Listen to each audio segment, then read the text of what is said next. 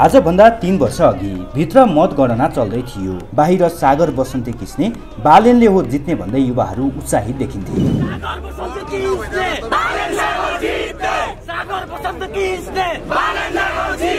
Kathmandu महानगरपालिकामा mayor बालेनलाई vote हाल्ने reason छ, बालेन शाहको भिजन छ भन्दै युवाहरू दङ्ग थिए।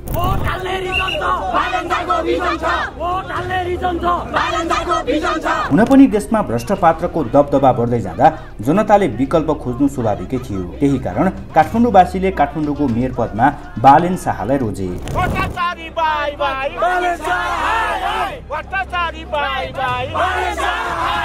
चुनाव जितेपछि बालेन प्रति आम जनताको आशा भने झनै बढ्दै गयो। कारण थियो यसअघिका जनप्रतिनिधि भ्रष्टाचारमा लिप्त भए। मेयर बालेनबाट भ्रष्टाचार, घुसखोरी, कुशासनको अन्त्य हुने जनजनको आशा थियो। उनी जहाँ पुग्छन् त्यहाँ भव्य आशाको उछाल छचल्किन थाल्यो। तर विडम्बना भ्रष्ट पात्रको अन्त्य गर्ने भनेर आएका उनै मेयर बालेन विरुद्ध अख्तियारले अनुसन्धान गरिरहेको छ। यो हर हिसाब उनै मेयर बालेनको नाममा भुक्तानी भएको रकमको हो। उनीमाथि लागेको आर्थिक हिनामिनाको आरोप नियोजित हो कि स्वाभाविक? आरोप प्रमाणित हुने सम्भावना कति? ऐन नियम र कानुनले के भन्छ? सहप्रमाण तिरफार गर्ने प्रयत्न गर्दैछौँ। भिडियो अन्तिमसम्म हेर्नुहोला। नमस्कार, म टेकमान साक्य। यो भिडियोको सर्वाधिकार nepalisttimes.com मा सुरक्षित छ। तपाईँ हामीसँग अहिलेसम्म जोडिनु भएको छैन भने कृपया च्यानललाई सब्स्क्राइब गर्न सक्नुहुन्छ।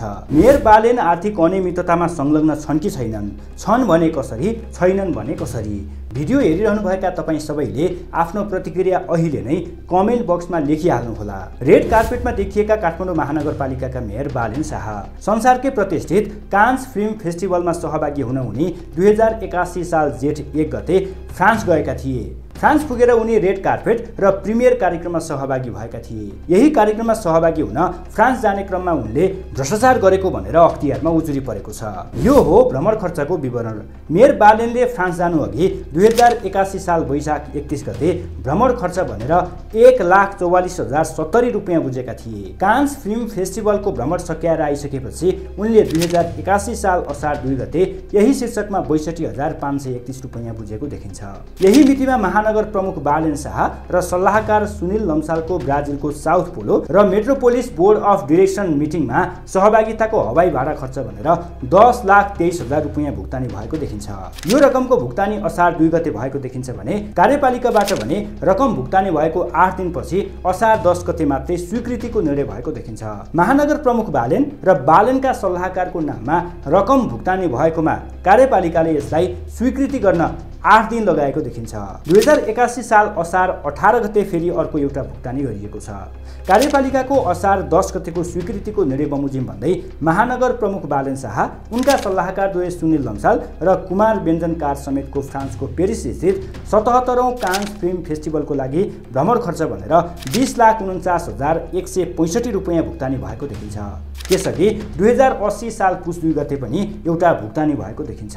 काठमाडौँ महानगरपालिकाका कर्मचारी, सामुदायिक विद्यालयका प्रधानाध्यापक तथा शिक्षकहरूको नेपालका विभिन्न स्थान, भारत र बङ्गलादेशमा शैक्षिक अध्ययन अवलोकन भ्रमणको नेपाल साम्भी टुर्स एन्ड ट्राभल्स प्रणालीलाई 2080 साल पुस 2 गते 19,74,600 रुपियाँ भुक्तानी भएको देखिन्छ।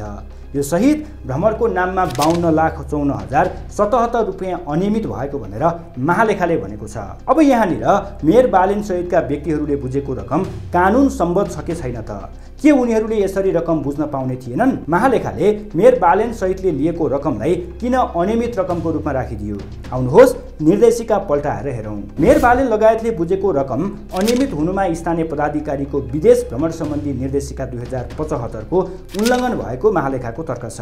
यो निर्देशिकाको बुँदा नम्बर 4 मा के लेखिएको छ त? निर्देशिकाको बुँदा नम्बर 4 मा पदाधिकारीको विदेश भ्रमणका लागि मनोनयन गर्ने अधिकारबारे व्यवस्था गरिएको छ। बुँदा नम्बर 4 को क मा लेखिएको छ, जिल्ला समन्वय समितिका प्रमुख र महानगरपालिकाका प्रमुखको हकमा विदेश भ्रमणको मनोनयन गर्ने अधिकार नेपाल सरकारसँग रहनेछ। यस्तै 5 नम्बर बुदामा लेखिएको छ कुनै पदाधिकारीलाई मनोनयन गर्नुपर्ने भएमा सम्बन्धित स्थानीय तहले मन्त्रालय समक्ष सिफारिस गर्नुपर्नेछ भनिएको छ। यही निर्देशिकाको बुदा नम्बर 8 को 1 मा लेखिएको छ दफा 5 को उपदफा 1 बमोजिम सम्बन्धित स्थानीय तहको सिफारिसमा मनोनयन भएको पदाधिकारीले सम्बन्धित स्थानीय तहबाट र प्रदेश सरकारको सिफारिसमा मनोनयन भएको पदाधिकारीले प्रदेश सरकारको सम्बन्धित निकायबाट भ्रमण खर्च पाउनेछ। उपदफा 2 मा लेखिएको छ उपदफा 1 मा लेखिएदेखि बाहेक विदेश भ्रमण गर्ने पदाधिकारीले भ्रमण बापतको खर्च कुनै पनि सरकारी कोषबाट बिहोरिने छैन। यो बुदा अनुसार महानगर प्रमुख बालेन शाहले सरकारसँग विदेश भ्रमणको स्वीकृति लिएका थिए कि थिएनन्। महालेखा भन्छ बालेनले निर्देशिकाको पुरै उल्लङ्घन गरेको देखियो। निर्देशिकामा भने अनुसार मेयर बालेनले काठमाडौँ महानगरपालिकाबाट रकम लिनु अघि सम्बन्धित स्थानीय तहको सिफारिस चाहिन्थ्यो। निर्देशिकामा भने भन्दा बाहेक गएर विदेश भ्रमण गर्ने पदाधिकारीले भ्रमण बापतको खर्च कुनै पनि सरकारी कोषबाट नबेहोर्ने भनिएकोमा नियमभन्दा बाहिर गएर बालेनले रकम बुझेको पाइयो। यसको मतलब मेयर बालेनले सरकारी कोषबाट रकम बुझ्न मिल्दैन थियो, त्यसैले यो अनियमित भयो। महालेखाले मेयर बालेनले बुझेको रकमलाई मात्रै अनियमित रकमको रूपमा राखेको छैन, उनीसँगै भ्रमणमा गएका उनका सल्लाहकारको नाममा भुक्तानी भएको रकमलाई समेत अनियमित रकमको रूपमा राखिएको छ। यस्तो हुनुको पछाडि स्थानीय तहका कर्मचारीको विदेश भ्रमण सम्बन्धी निर्देशिका 2075 को ठाडो उल्लङ्घन भएको महालेखाको तर्क छ। उसो भए स्थानीय तहका कर्मचारीहरूको विदेश भ्रमण सम्बन्धी निर्देशिका 2075 मा के छ त? निर्देशिकाको पाना पल्टाएर हेरौँ है त। निर्देशिकाको बुदा नम्बर 4 मा कर्मचारीको विदेश भ्रमणका लागि मनोनयन गर्ने अधिकार प्राप्त पदाधिकारीको व्यवस्था गरिएको छ। क नम्बरमा लेखिएको छ राजपत्राङ्कित विशिष्ट श्रेणीको कर्मचारीका हकमा नेपाल सरकारले विदेश भ्रमणका लागि मनोनयन गर्नुपर्नेछ। ख नम्बरमा लेखिएको छ राजपत्राङ्कित प्रथम श्रेणीको कर्मचारीको हकमा संघीय मामिला तथा सामान्य प्रशासन मन्त्रालयका मन्त्रीले विदेश भ्रमणको लागि मनोनयन गर्नुपर्नेछ। ग नम्बरमा लेखिएको छ खण्ड क र खण्ड ख मा उल्लेख भएका कर्मचारी बाहेक अन्य कर्मचारीका हकमा संघीय मामिला तथा सामान्य प्रशासन मन्त्रालयका सचिवले विदेश भ्रमणको लागि मनोनयन गर्नुपर्नेछ। यस्तै 8 को 1 मा भ्रमण खर्च सम्बन्धी व्यवस्था गरिएको छ, जहाँ लेखिएको छ दफा 5 को उपदफा 1 बमोजिम सम्बन्धित स्थानीय तहको सिफारिसमा मनोनयन भएका कर्मचारीले सम्बन्धित स्थानीय तहबाट र प्रदेश सरकारको सिफारिसमा मनोनयन भएको कर्मचारीले प्रदेश सरकारको सम्बन्धित निकायबाट भ्रमण खर्च पाउनेछ। उपदफा 2 मा लेखिएको छ उपदफा 1 मा लेखिएदेखि बाहेक विदेश भ्रमण गर्ने कर्मचारीको भ्रमण बापतको खर्च कुनै पनि सरकारी कोषबाट बिहोरिने छैन। तर मेयर बालेनले 77औं कान्स फिल्म फेस्टिभलमा सँगै लिएर गएका सल्लाहकारहरू सुनिल लम्साल र कुमार व्यञ्जनकार राजपत्राङ्कित विशिष्ट श्रेणी र प्रथम श्रेणीका होइनन्। उनीहरू मेयर बालेनका व्यवस्थापन सल्लाहकार मात्रै हुन्। उनीहरूले 2081 सालको असार 18 गते बुझेको 20,49,165 रुपैयाँ रकम निर्देशिका विपरीत भएकोले यसलाई अनियमित रकमको रूपमा राख्नुपर्ने महालेखाले भनेको छ।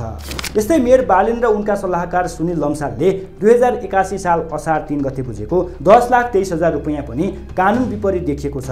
महानगरपालिकाले 2080 साल पुस 2 गते सामभी टुर्स एन्ड ट्राभल प्रालीलाई दिएको 19,74,000 रुपैयाँ रकमलाई समेत अनियमित रकमको रूपमा देख्न सकिन्छ।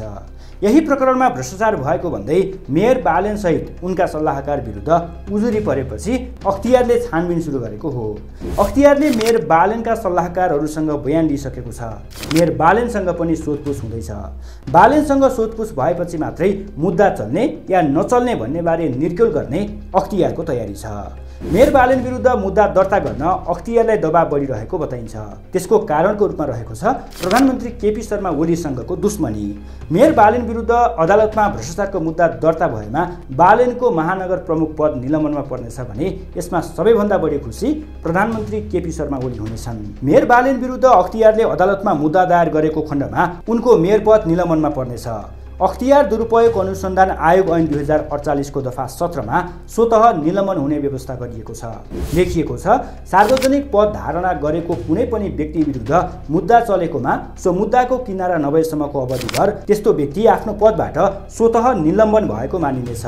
त्यसरी निलम्बनमा रहेको व्यक्तिले कुनै सरकारी कार्यालय वा सार्वजनिक संस्थामा वा नेपाल सरकारलाई कुनै किसिमले प्राप्त ऋण वा अनुदान रकममा व्यवहार पर्ने पदमा कुनै पनि किसिमले नियुक्त भई काम गर्न पाउने छैन। अख्तियारले भ्रष्टाचारको मुद्दा दायर गर्ने बित्तिकै बालेनको मेयर पद स्वतः निलम्बनमा पर्ने भएकोले यो मौकाको फाइदा उठाउनु पर्ने पक्षमा उनका विरोधीहरू देखिन्छन्। बालेनका समर्थकहरू भने बालेनलाई सच्याउनका लागि उनी विरुद्ध भ्रष्टाचारको मुद्दा दायर गर्ने तयारी भइरहेको भनिरहेका छन्।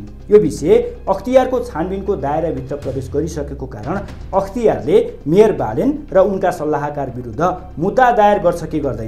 यदि अख्तियारले मुद्दा दायर गरेको अवस्थामा मेयर बालेनको राजनीतिक भविष्य के होला, यो विषय अख्तियारले चाल्ने कदममा भर पर्ने देखिन्छ।